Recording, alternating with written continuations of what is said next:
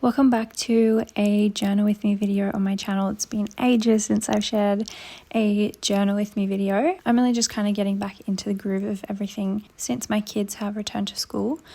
And today's journal with me is pretty long, so I hope you enjoy it. This is going to be breaking in my new journal, and so I'm including the title page of this journal, and then I'm also doing a couple of spreads where I'm documenting a camping trip that we took in the summer holidays. So I shared a glimpse of my title page on Instagram and also on TikTok and some of the process of that, but I wanted to share it here on YouTube as well.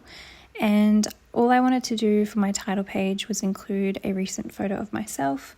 I wanted to draw like a pretty little border to decorate the page, and then of course I wanted to write when I first start the journal, and then whenever I finish up in the journal I can add the month that I'm finished in it, so you have an idea of the time period that the journal was used in. I also always like to write my name on the first page, so this is like a title page for my journal. It's like a little introduction to who owns the journal and who's keeping the journal and writing it. And so I always like to kind of have like a little intro page to myself. So I think that's a really easy way to fill in your first page of your journal. Sometimes the first page in a new journal is the hardest page to fill in.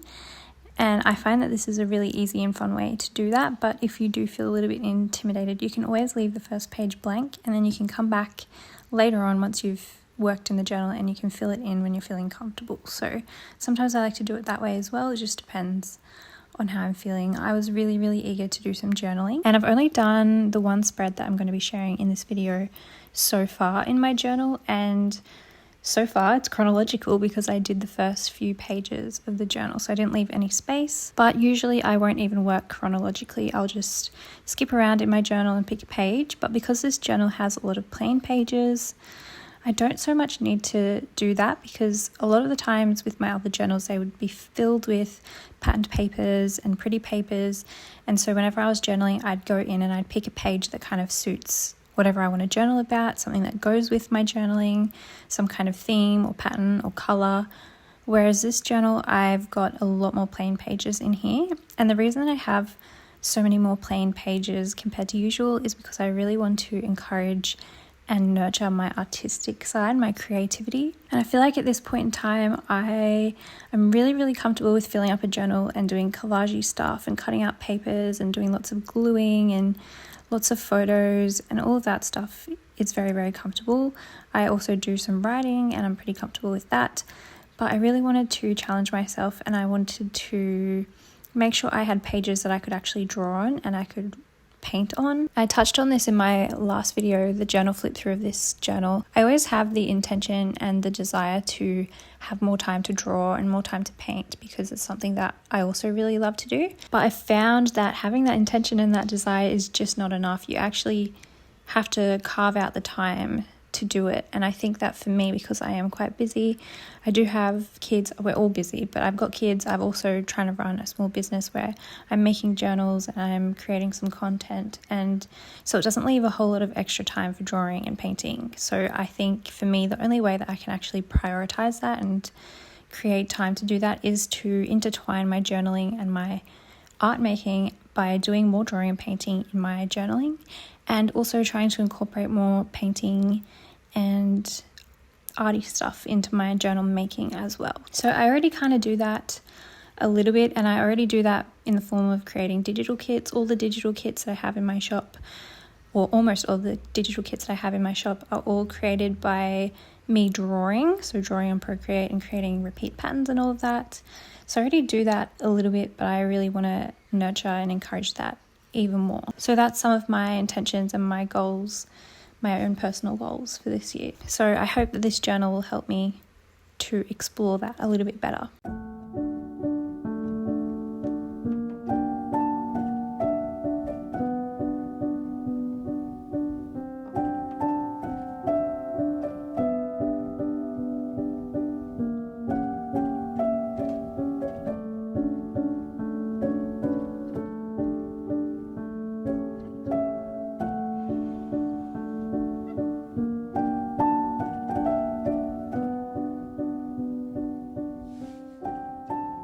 So here I am starting my journaling spread. I finished my title page and now I'm moving straight on in. I'm flicking through my sketchbook here because I'm documenting a camping trip. And on this camping trip, I took this sketchbook with me, and I wanted to really carve out the time to draw and paint. So I took the sketchbook with me and I created some art while we were camping. And so I'm flicking through my sketchbook for some inspiration on how I can incorporate some of that art into the journal spread. I've also got a ton of photos here. So some of these I took on my Instax camera, and then some of them I printed on my Instax Mini Link 2, which I just got for my birthday in January. So you can actually print photos from your phone onto the Instax photo paper, and it looks like you've taken it on the Instax camera, and I think it's so cool. I've wanted one of these for a while. I really like the vibe of these photos, even though they're quite small. I really like how they have a bit of a nostalgic feel to them, and so I wanted to get the Mini Link for my birthday so that I could use that type of photo more, and that's what I want to do in this journal as well. So I printed out some of the camping photos on my Instax Mini Link, and then I took some while we were camping on my Instax camera. You can kind of tell the difference. So the ones that are really dark I took on my Instax camera, they didn't turn out the greatest. I have these little stamps that have these little fairy wren birds on them. These came on an envelope from something that I bought on eBay, like a book that I bought on eBay. And I knew I wanted to keep those stamps and cut them out of the envelope because while we were camping, these beautiful little fairy wren birds were all around the campsite, and they came really close to us. And you'll see in my sketchbook I tried to paint them as well. And in my sketchbook I also had a little pressed leaf which I gathered while we were camping, and I popped it in my sketchbook so it would press and dry while we were camping. And then I had the plans to add this into my journal later on.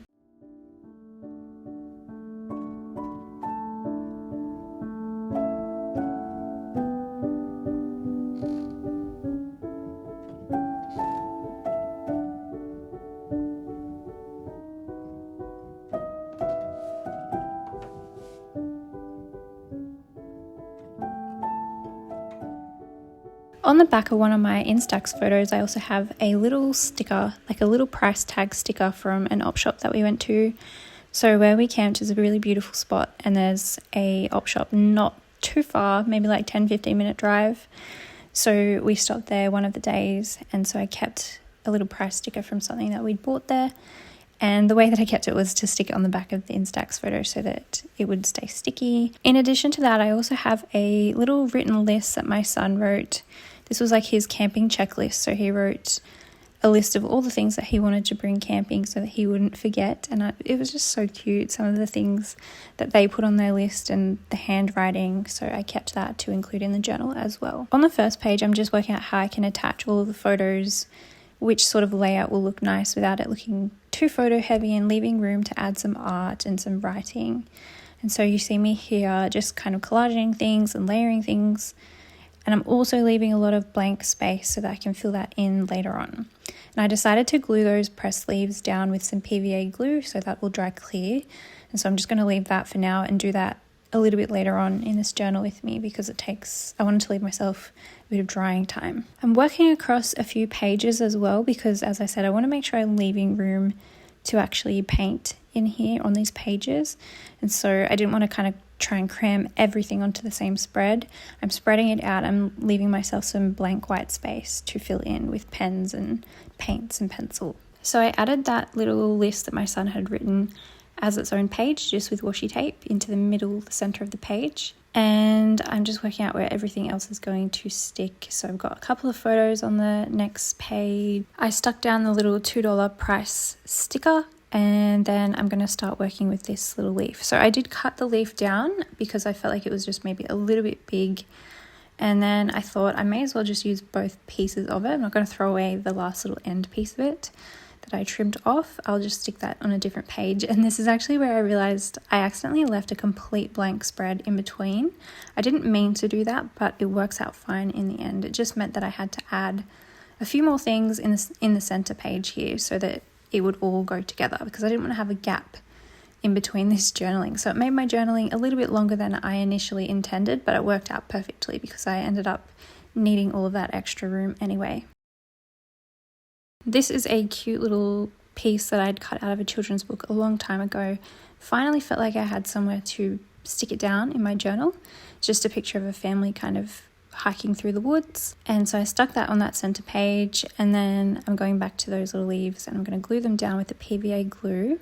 So I just put the glue directly on the page. I popped the leaf down on top, and then I'm just going to put more glue on the top of the leaf and just try and spread it out and cover it as best as I can to protect it and to keep it flat on the page so it's not going to get wrecked. This actually does work quite well. You just need to make sure that you use enough glue, otherwise your leaf could come unattached and get damaged when you're flicking through the pages. So I used my little heat tool to speed up the drying process because I was really eager to continue journaling, and I wanted to flip over the page and add some glue to the other part of the leaf as well. So that little drying tool is quite handy. I usually use that. It's an embossing tool. I usually use it for my heat embossing, but it's also really, really handy just for drying paint and glue and stuff like that.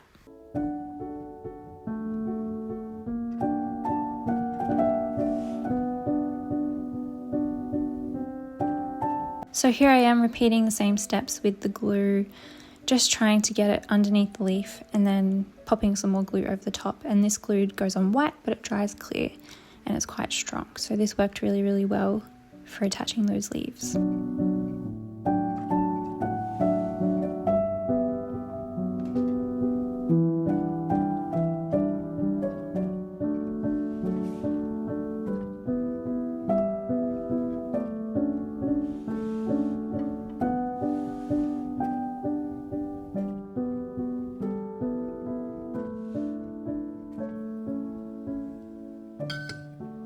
So the paints that I'm using here are gouache paints. I've got a beautiful big paint set here.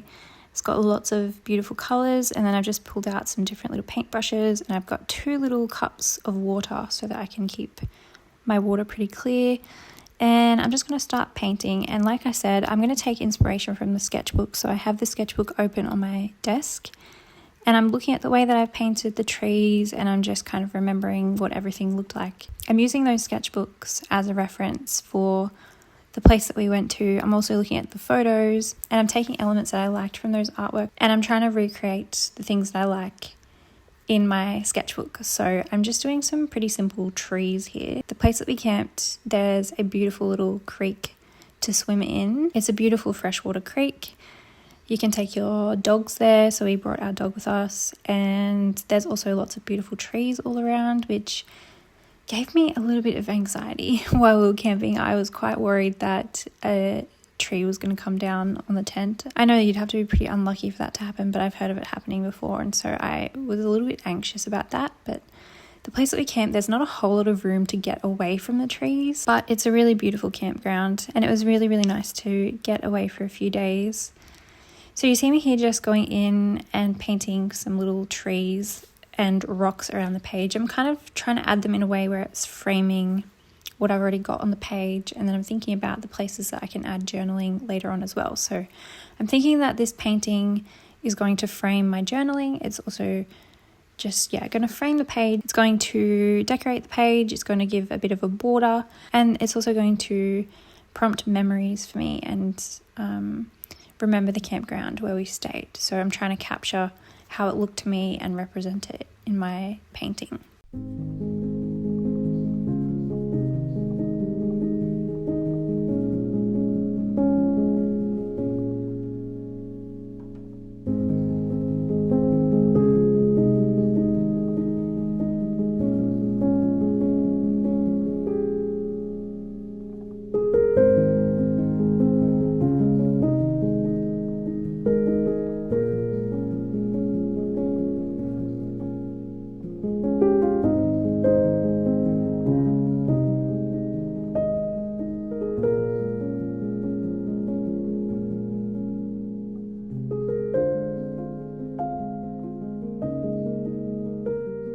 Again, I'm using my heat tool to speed up the drying process. Gouache paints do dry pretty quickly, and that's one of the reasons why I really like using them. You don't have to wait too long for them to dry, but I'm just using that heat tool to speed things up just a little bit so that I can continue on, because I have more pages where I'm going to paint. The paper that I'm painting on, the pages in this journal, it's some drawing art paper that I got at Officeworks. It's quite a nice weight. I did tea dye it as well. So it's got a bit of a vintage look to it. It's an off-white colour. It's tea dyed. I find that it holds that paint really well, which is what I was hoping for. I wanted the paper in this journal to look a little bit vintage. I also wanted to be able to draw on it. I wanted to be able to paint on it. And I wanted to be able to glue things on it as well. So the paper needed to be capable of holding different mixed media. So I'm really hoping that as I use my journal in this way that I get more and more comfortable with painting. So I really, really like painting. I always feel out of practice though. Like I'm still learning so much about painting, and the only way to really learn something and to get better at it is to do it and to make time to do it regularly. And so I'm hoping that by incorporating this into my journaling and using actual painting and drawing as a way to decorate my journals will help me develop my skills more. And I think that it's a really interesting and nice thing to look at as well when you're flicking through your journals, to actually add those drawings into your journals. It's a whole other element of capturing memories. It's a way to kind of express yourself and express the way that you perceive things in a completely different way. So I think it's really interesting. I always admire seeing other people's sketchbooks, and so I'm kind of trying to mash a sketchbook together with a journal in this sort of style. So I'm really enjoying it so far. I'm looking forward to already doing some more journaling in here and doing some more art practice as well. I have been pretty quiet on my channel. As I've mentioned so many times, we've been on holidays and I'm just getting back into the groove. But I really, really want to share more journal with me videos again like I used to. And I would really love to hear what your preferences are with journal with me's. Do you like a long journal with me like this one? Do you like a voiceover? Do you like real time? Do you like it sped up or slowed down? Do you like music? Like, what are your favorite aspects of a journal with me video? I'm definitely going to be filming more of these as I'm journaling here, and so I'd love to hear your thoughts on what your favorite type of videos include.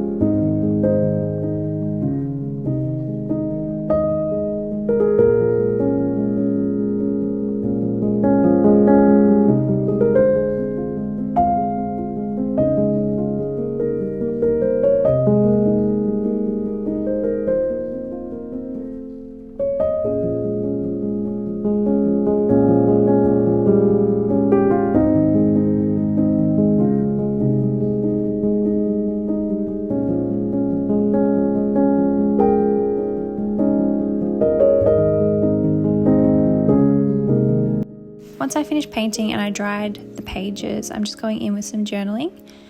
I'm using one of my favourite Pentel Energel pens. They're really nice and smooth to write with.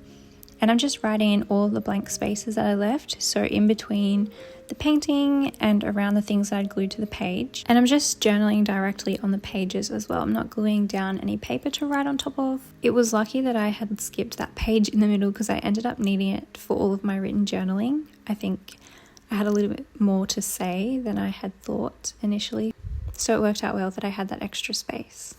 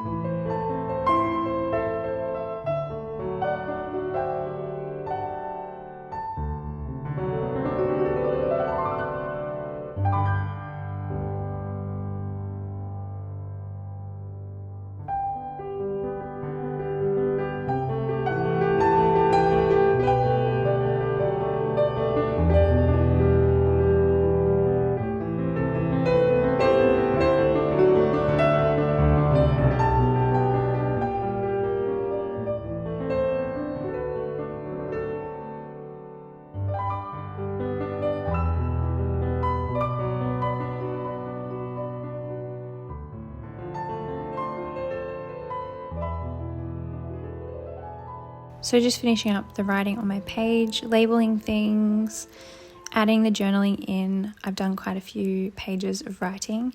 I really like how these pages have a big mixture of things. So they have some patterns, they have some like decoration in the children's book pieces and the journal cards that I laid behind the photos.